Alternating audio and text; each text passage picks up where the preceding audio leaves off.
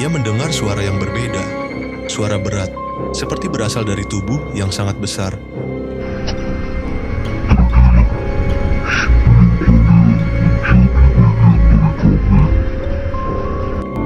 Pohon-pohon di sekitarnya bergetar, seolah memperingatkan bahaya yang lebih besar. Setelah berlari tanpa arah, Raya akhirnya bertemu Aldi di sebuah persimpangan hutan. Namun di belakang mereka, sosok penjaga hutan itu kembali muncul cahaya di dadanya semakin terang. Akar-akar di tanah mulai bergerak.